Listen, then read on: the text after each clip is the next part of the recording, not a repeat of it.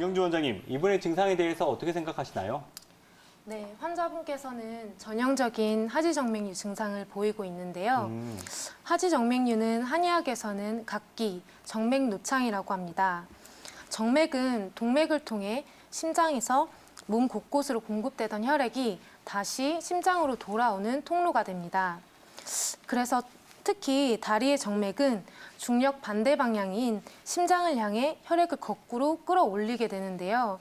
그래서 정맥 안에는 판막이라는 조직이 존재해서 혈액이 심장 쪽으로 밀어 올리는 작용을 도와주고 거꾸로 흐르지 않도록 막아주게 됩니다. 정맥류는 이러한 판막이 약해지거나 손상이 입었을 때 나타나게 되는데요. 이러한 판막이라는 밸브가 약해지는 이유는 여러 가지가 있습니다. 주로 혈관벽이 많이 약해지기 때문인데요. 옆에 그림에서 보듯이 정맥벽이 약해지면 늘어난 고무줄처럼 혈관 안에 내부가 넓어지게 되고 판막이 이렇게 벌어지게 됩니다. 그 결과 그림처럼 혈액이 거꾸로 흐르게 되면서 구불구불한 모양이 나타나게 됩니다. 즉 하지정맥류란 먼저 혈관 내의 압력이 높아지고 혈관 벽이 약해지면서 판막이 손상되게 됩니다. 이에 따라 심장으로 가는 혈액이 아래로 역류하게 되고 혈관이 구불구불하게 늘어지게 되는 현상을 말합니다. 한의학에서는 이러한 증상들 어떻게 바라보고 있나요? 네, 한의학적으로 하지정맥류의 원인을 조금 살펴보겠습니다. 먼저 심장의 박동력이 약한 심어증과 기가 부족한 기어증이 있습니다. 한의학에서는 혈, 즉 피를 내보내는 힘을 기라고 하는데요.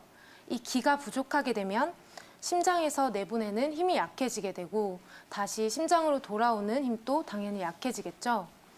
반대로 또 이 기가 막히거나 소통이 안 돼서 생기는 기체증으로 인해 정맥류가 발생하기도 합니다.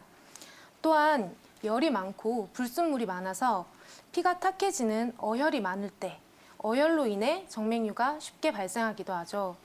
마지막으로 몸속에 생긴 노폐물이 쌓여있는 담음증으로 인해서 정맥류가 악화되기도 합니다.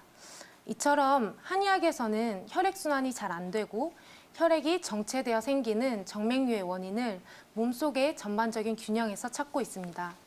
침 치료를 할 때 구체적으로 어느 혈자리 하는지 궁금하거든요. 알려주실까요?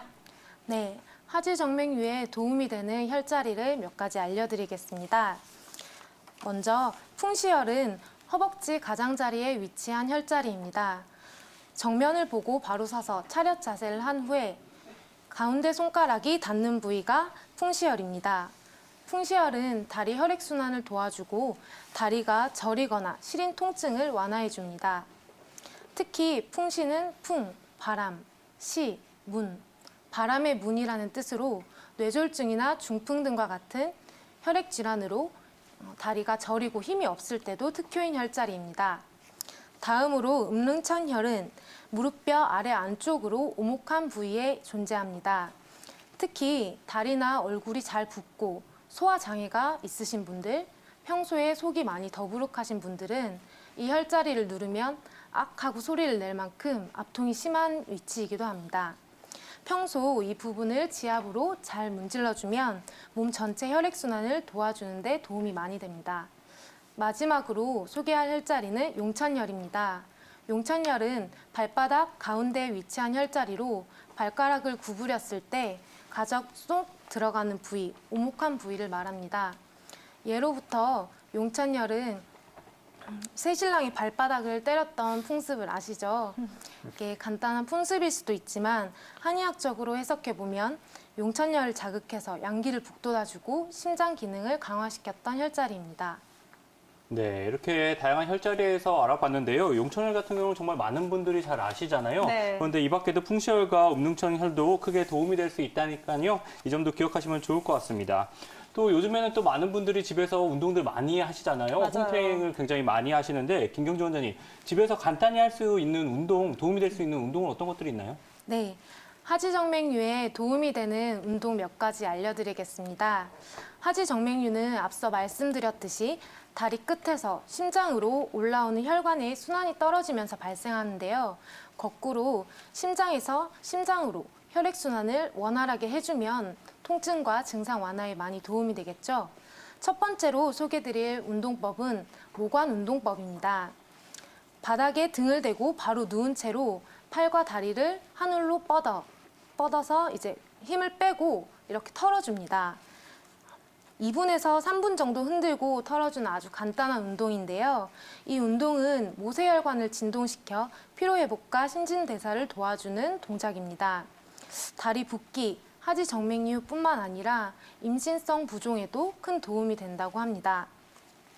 두 번째로 소개시켜드릴 동작은 까치발 운동입니다. 평소에 이렇게 까치발을 들고 서 있으면 혈액순환에도 도움이 되고 다리 라인을 잡아줘서 몸매 유지에도 도움이 많이 됩니다.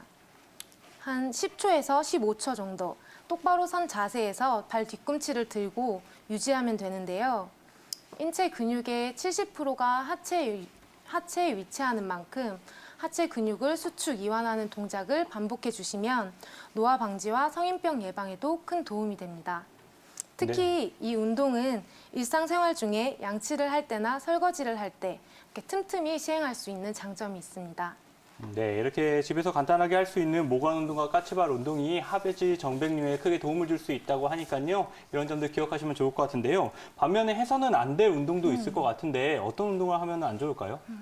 오래 서 있거나 장기간 오래 같은 자세로 앉아 있는 자세는 오히려 방해가 많이 된다고 생각하시면 됩니다. 네, 뭐 같은 자세로 오랜 기간 앉아있는 자세 좀 피해주는 게 좋다고 하니까 이 점 기억해 보시면 좋을 것 같은데요. 저희가 앞전 증상, 기관지 문제에 도움이 될 수 있는 음식을 또 알아봤잖아요. 그쵸. 그렇다면 이 하지 정맥류에 도움이 되는 식품도 존재할지 궁금한데 김경주 원장님 어떤 것들이 있을까요? 네, 하지 정맥류에 도움이 되는 음식을 몇 가지 알려드릴게요. 먼저 늙은 호박은 가을 보약이라고 불릴 만큼 맛도 좋고 건강에도 좋은 음식입니다. 늙은 호박에 풍부한 베타카로틴이라는 성분은 혈관 속에 정체된 노폐물이나 독소를 제거해줘서 동맥 경화나 혈관 질환에 도움이 됩니다. 하지 정맥류뿐만 아니라 흔히 많이 알고 계시는 고혈압, 당뇨, 고지혈증을 예방하는 효과도 뛰어납니다. 특히 식이섬유가 풍부하고 칼로리도 낮아 다이어트에도 도움이 되는데요.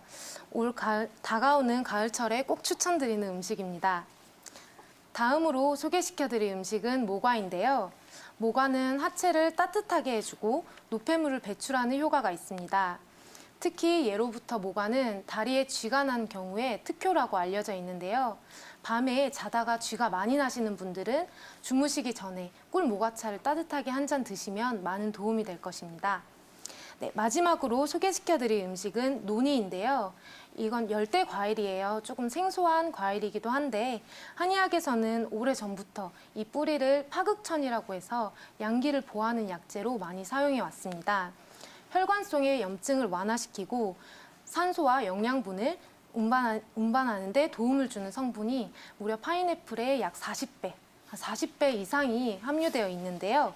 그래서 항산화 효능도 뛰어나고 최근 논의의 효능이 이렇게 알려지면서 많은 분들이 찾아서 드시고 있습니다. 네, 서늘한 바람이 불면서 이제 혈관 건강에도 특히 유의하셔야 되는데요. 제가 소개시켜드린 늙은 호박, 모과, 노니 등 혈액순환을 도와주는 음식을 자주 챙겨 드시면서 평소 몸의 이상 신호에 귀 기울여 주시면 좋을 것 같습니다.